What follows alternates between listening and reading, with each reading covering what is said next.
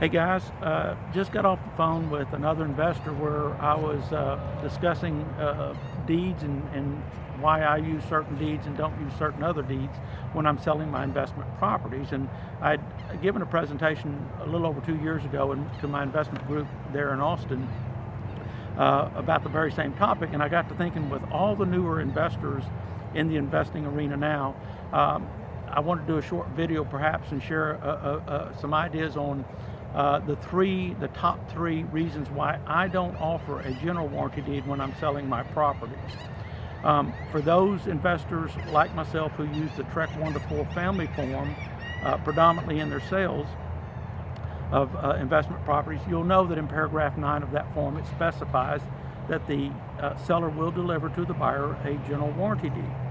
Well, just like any other language in that contract form that I don't like, I change it. So this is certainly one of the areas where I do that. Now, how I do that, because I have multiple changes to that form on the sell side, I use an exhibit. I attach an exhibit to the contract and incorporate it into the contract in paragraph 22.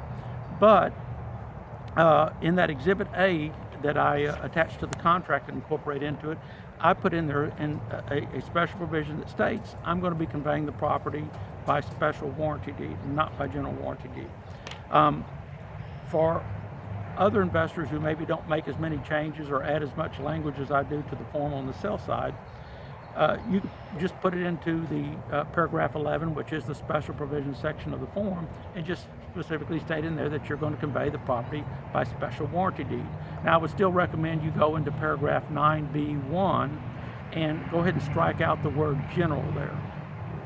So let's talk quickly about what the three main reasons are why I don't. Well, first, the main reason why, the biggest reason is because of the liability associated with a failure of title prior to my ownership. That's what a general warranty deed does. It provides, it gives you a great deal of liability that I as a seller do not want. So because it goes back to, you're warranting under that express warranty in the deed, in the general warranty deed, you're warranting that back to the time that property came into private ownership. Well, that could be 180 years before. That's a lot of liability to take on. And it's just simply not liability that I choose to have, even though there might be a relatively small chance of a failure of title or breach of that warranty occurring. I don't want it, because if it does occur, it can be financially devastating. Number two, there's also a potential for litigation with the insurer, right? The party who issues the title policy. And the reason for that is because in the Texas title policies, there is what's called subrogation rights. So, for instance, if the grantee, the person I'm selling that property to, 2 years or 1 month after they purchase, they make a claim, and it's a valid claim, and the title company has to pay out on that claim, right? Because it's a covered claim under the title policy. Guess what?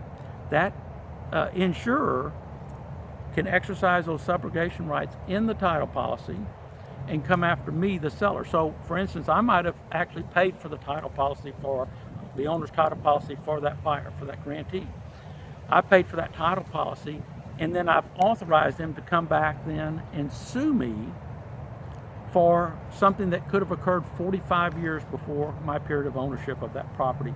That's just not something that seems reasonable to me. That's another reason why I will only offer a special warranty deed.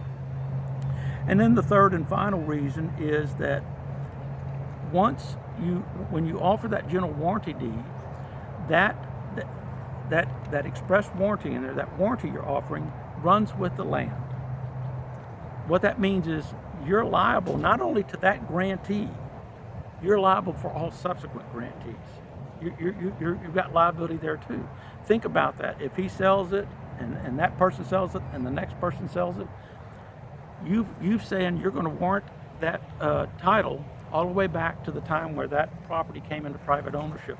That is a massive amount of liability in my book, and you should, in my opinion, you should really consider not offering a general warranty deed. So when you talk about, well, why is it in the contract and so forth? Well, I can't tell you why it's in the TREC form. It doesn't make sense to me. But I will tell you this, the true beneficiary, since the advent of title insurance, the true beneficiary of a general warranty deed over a special warranty deed is the title company. And the reason for that is because of those subrogation rights. Because if you say, hey, I've got this house that I've owned for 2 years, but I'm going to tell you right now, I'm going to make sure title is good, and I'm going to warrant that title is good. No defects in that chain of title for the last 180 years. Well, guess what? If something comes up and they pay a claim to that, any of those subsequent grantees or the grantee under your sale, they can come back and sue you. Any of those subsequent grantees can come back. It's a domino effect. So those are the three main reasons why I think you should reconsider offering a general warranty deed. You should certainly seek out legal counsel. I'm not an attorney and this is not legal advice, but I will tell you this, it's something you want to consider because too many investors don't understand those deeds and the impact they can have. If something does happen, it can be financially devastating to you if you don't offer the right type of deed. So just something to think about.